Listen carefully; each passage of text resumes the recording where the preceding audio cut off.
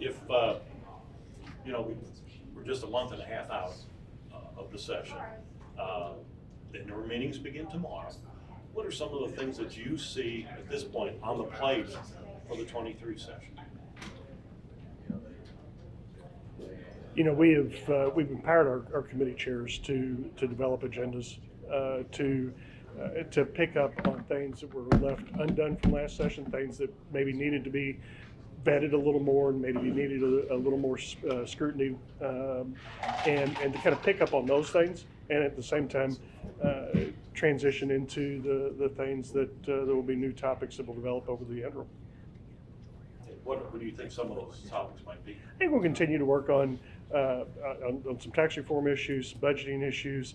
I think school safety will be a top priority as we continue to wrestle with those issues.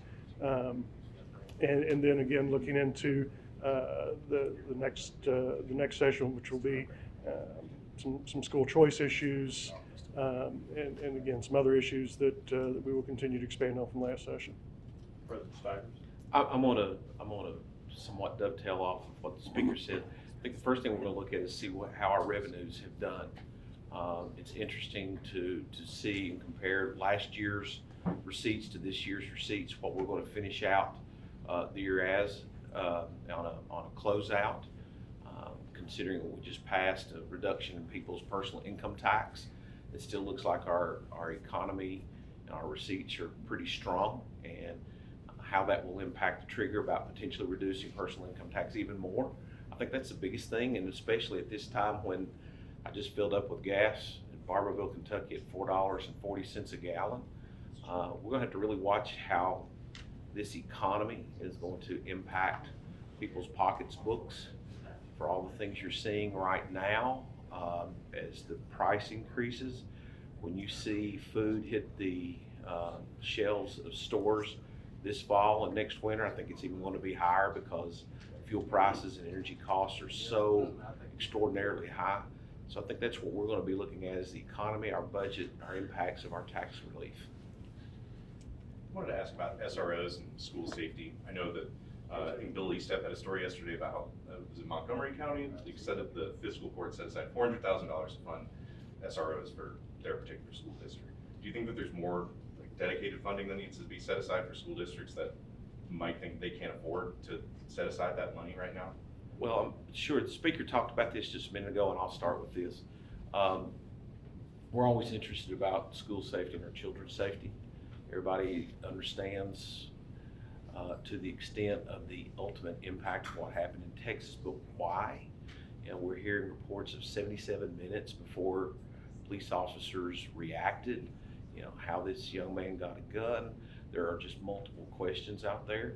So looking at SROs and making sure that our schools are well protected and finding the funding, I think is maybe, I don't want to speak for the speaker, is one of the areas we want to make sure we look at to make sure we do have people that are able to deal with situations like that. When I say able, it's not just SROs.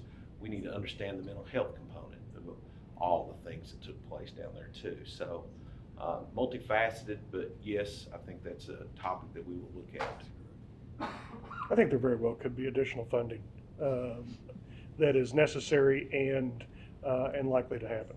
I think that clearly with the passage of the Representative Bratcher's bill this past year, we made it clear that we expected SROs in every school, and have empowered those school districts to work with the school safety officials.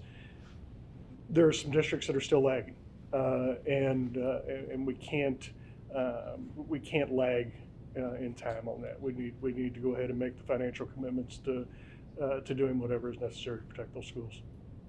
We made great strides. I think Senate Bill 1 from a couple of years ago was widely regarded as landmark legislation around the country.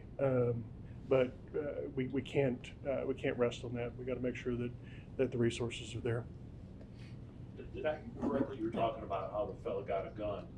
Are you perhaps looking at some kind of gun legislation next year? There is nothing out there that you can really definitively point your finger at why things took place.